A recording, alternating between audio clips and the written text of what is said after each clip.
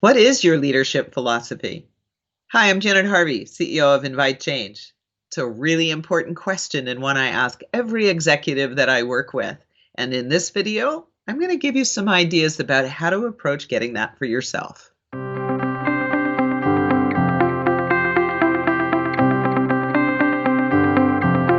One of the really difficult questions we all grapple with as human beings is, who are we? Who are we really? And you've probably been reading a lot about discovering your authentic self. Well, this is a really big part of your leader philosophy, and whether you know it or not, you are already expressing yourself, often from your authentic self. However, you probably struggle a little bit. So how do you do that with ease?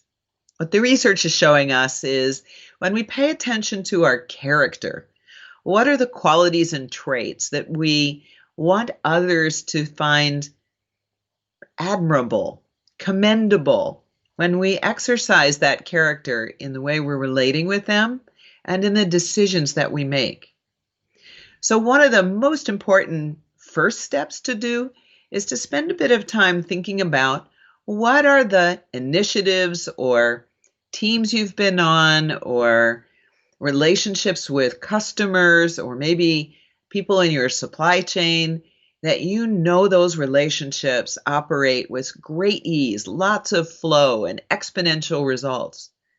Then take some time to think about, who were you being when you were in those relationships? What were the qualities and traits that were commendable and admired by them of you and you of yourself? And make a good list for yourself of the character traits that are the example of who you are as a leader. And then step 2.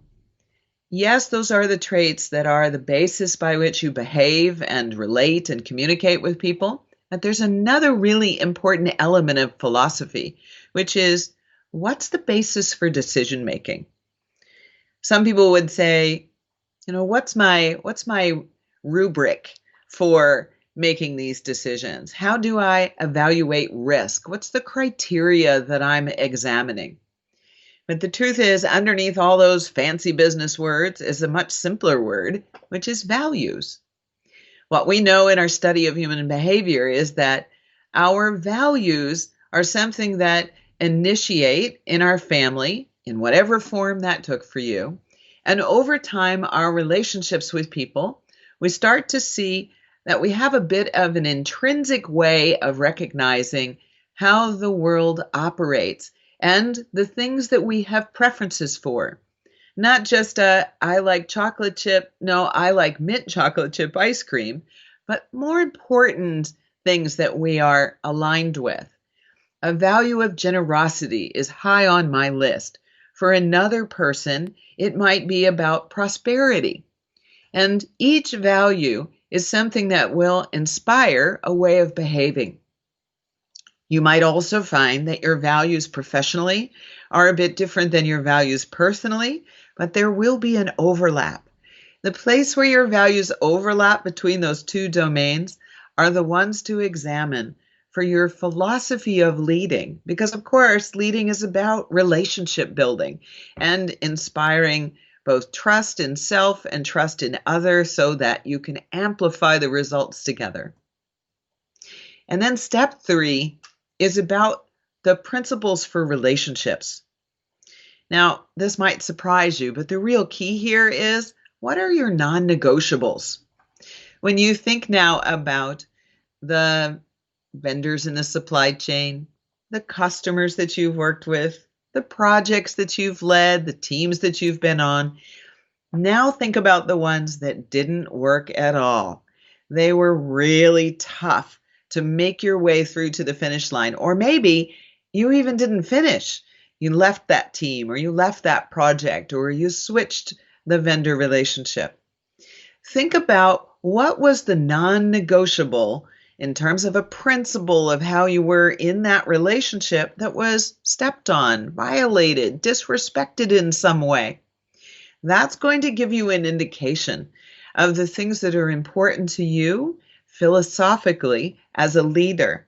It is the way you step in and negotiate relationships, but you might not know it. because often we don't talk about the things that go wrong. We like to give our attention to the things that are going right.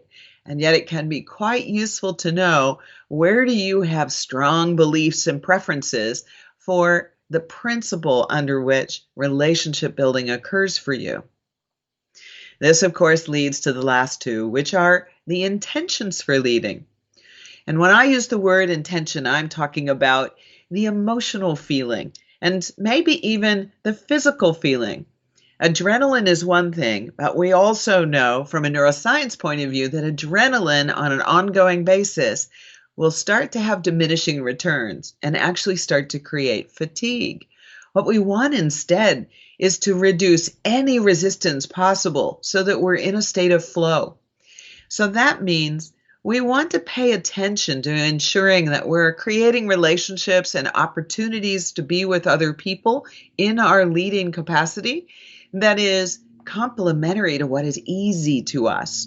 And when we say, I am exercising my creativity all the time and experiencing vitality through it, we make different choices about which things we participate in, because we're looking for something that will use our creativity and something that I feel absolutely vital engaged with.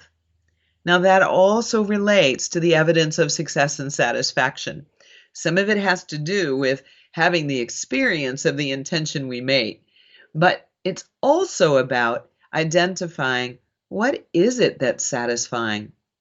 Oftentimes, we make promises to be part of a project team without really finding out, what did the person who requested this team in the first place identify as the finish line, and what would be the evidence that we'd crossed it? When we don't ask those questions, we often make assumptions about what it is and then don't realize till we're at the finish line that we're not even on the right playing field. So part of your leader philosophy is learning to identify what are those conditions of satisfaction and success, and being diligent to say, if you want the best out of me, this is an area that we're going to have a conversation about before you get my yes to be a leader on your team. So have fun, take some time, make room for this to be an expression of what you long to be and contribute in the world as a leader, in the form of a leader philosophy. A very useful place to start in building your leader philosophy is to complete the Leader Mindset Inventory on our website, invitechange.com, or returntowork2020.com, where you can also have time with a relationship advisor who is a coach. And if you're wanting more on leading, go to our YouTube channel. There's lots more videos there for you.